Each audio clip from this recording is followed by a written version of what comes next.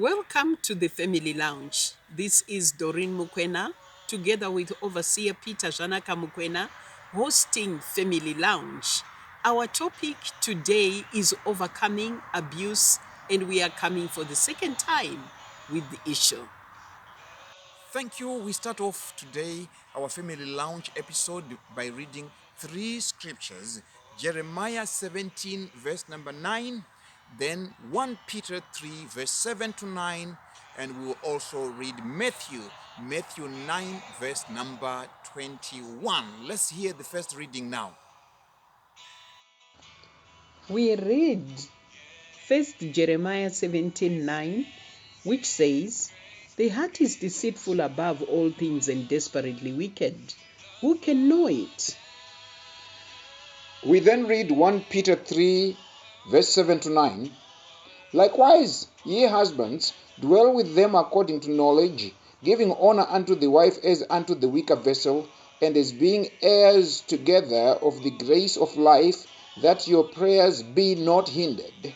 Finally, be ye all of one mind, having compassion one of another, love as brethren, be pitiful, be courteous, not rendering evil for evil, or railing for railing, but contrariwise blessing, knowing that ye are thereunto called, that you should inherit a blessing. Lastly, we read Matthew 9:21, "For she said within herself, If I may but touch his garment, I shall be made whole." Many people will try to blame domestic abuse on a variety of factors. These factors, some to be discussed below, may increase the likelihood of domestic abuse, but are not the root cause of domestic abuse. They are only symptoms of personal dysfunction that fuel abuse. The root cause can be traced to the influences of socialization on individuals who come into the world as blank pages, how they are raised, or what they are subjected to by family and society influences who they become. In spite of the influence of family and socialization, domestic abuse is a matter of choice of a perpetrator. Each person must take responsibility over whether to exert power and control over their spouses.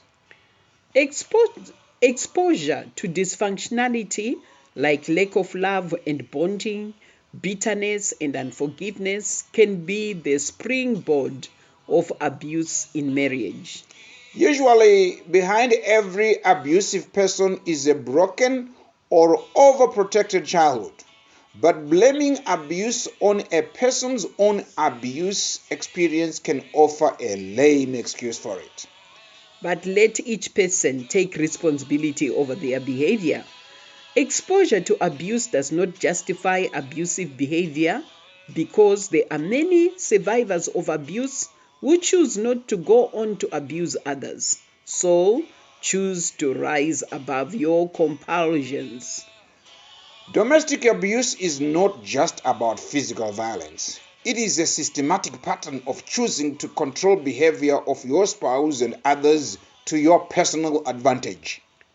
Some people blame domestic abuse on drugs or alcohol consumption. While drugs and alcohol may increase loss of control, leading to abuse, but the root cause is in the values and motives a person has entrenched over time in socialization or in the defining moments of their life. Domestic abuse is far more prevalent, however, in households where alcohol or drugs are being misused. This is because it is common for alcohol or drugs to be used by perpetrators of victims of abuse as coping strategy or medication to deal with the abuse or with the stress they endured. Nevertheless, stress is not a cause of domestic abuse.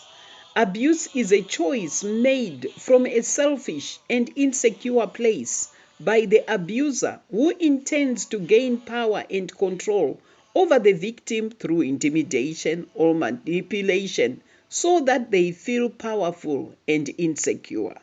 Generally, perpetrators of domestic abuse, regardless of how stressed they are, make a choice about targeting their abusive behavior to their chosen victims or spouses, and not everyone. Mental health problems are more likely to be caused by domestic abuse than the other way round. However, mental health issues may also aggravate domestic abuse if the abuse is planned, controlled, and limited only to the spouse. Domestic abuse comes out of a selfish, proud, self-centered, and broken nature due to the original Adam and Eve fall. This is revealed in the norms and values which inform motives that drive behavior. Jeremiah 17 verse 9 says, "The heart is deceitful above all things and desperately wicked. Who can know it?" The person who realizes that inadequacy will find release when they believe in the total sacrifice of Christ and yield to his lordship, saying, "If I may but touch Jesus' garment, I shall be made whole." Matthew 9 verse 21. This will lead to a personal transformation, change from inside out, where one lays their thoughts and motives down. They then choose the mind of Christ, leading to one mind, having compassion one of another, love as brethren, being pitiful, being courteous, not rendering evil for evil or railing for railing, but contrariwise, blessing, according to 1 Peter 3 verses 8 to 9.